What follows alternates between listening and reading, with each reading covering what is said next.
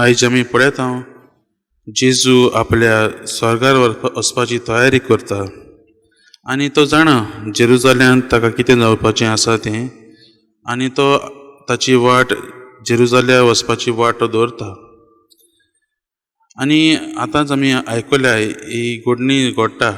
तो समारियेकाराच्या एका गांवांतल्यान तो पासार जावन जेरुजाल्यात वचूंक सोदता, पूण समारियेकारांक तेन्ना कळटा की ते जेरुजाल्या वयतात ते ताका येवकार दिनात. थोडो भोव इतिहास जाणा जावन घेवंक जाय. हांगा समारियेकारां मदें आनी दुसऱ्या जुद्या वाचले तांचे मदें जायतो वाद विवाद आसलो. कित्याक दुसऱ्या जुद्या आसात ते समारियेकारांक शुद्ध जुद्या म्हूण मानिनासले, कित्याक ताणें दुसऱ्या भायल्या देशाच्या लोकां लागीं संबंद घडलेलो, लोकां लागीं लग्न जाल्लीं देखून ते तांकां खरे जुदे म्हूण मानिनासले, ते तांकां मेळ्ळी म्हूण मानताले. आनी हाकाच लागून तांचे मदें हो एक वाद विवाद जाल्लो आसा. आनी समारियेकारांक ते जेरुजालेम घेनासले. जेरुजाल्यान धर्म मंदीर आसलें देखून ते तांकां थंय येवकार नासलो, देखून ते आयज जेजूक तांच्या गांवांत येता तेन्ना ते येवकार दिनात.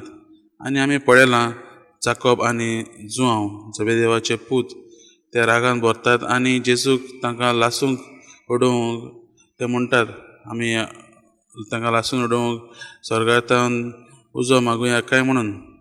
आनी आयच्या शुभ वर्तमानांतल्यान जेजू आमकां सांगूंक सोदता की आमी रागाचें जिवीत जिवंक आमी बरे न्हय. कित्याक रागाक लागून आमच्या जिवितांत जायतें वायट जाता. रागाक लागून आमच्या जिवितांत जायते दुस्मानकाय येतात. रागाक लागून आमचे जिवितांत जायते वाद विवाद जातात. आनी हेंच तो आपल्या शिश्यांक सांगता आनी आमकांय एके भाशेन सांगता. मोगाच्या भावान भयणो, जेजूचें मिसांव जावन आसा तें रागाचें न्हय पूण मोगाचें. ताचें मिसांव फुडें व्हरतले जाल्यार आमकां सगल्यांक आपयल्लीं आसात आनी आमी आमचें जिवीत हें बरें तरेन जिवंक जाय. आनी आमच्या जिवितांत राग वो आमी धरूंक शिरी पडना हेंच आयज जेजू आमकां सांगता. आमच्या जिवितांत जायते फावटी आमी इल्लीशी चूक केली जाल्यार, कोणें आमकां चूक केली जाल्यार आमी रोखडींच रागा जातात. आमकां पासियेंस ना. आमी रोखडींच ते इल्लेशे चुकेक लागून दुसऱ्यां लागीं उलयनात, दुसऱ्यां लागीं झगडीं करतात. होच जावन आसा परिणाम रागाचो. आनी जेजू आमकां आयज एक भोगसण्याचें जिवीत जिवंक ह्या शुभ वर्तमानांतल्यान आपयता.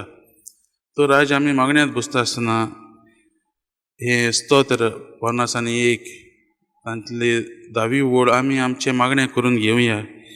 निर्मळ काळीज देवा, रचून घाल म्हज्या होड्ड्यांत, तीर मन घालून परती तूं म्हाका दी.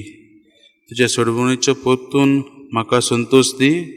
उदार मनाचो करून म्हाका तीर सांबाळ. हेंच आमचें मागणें आयच्या जिवितांत आयच्या दिसा जावं दी.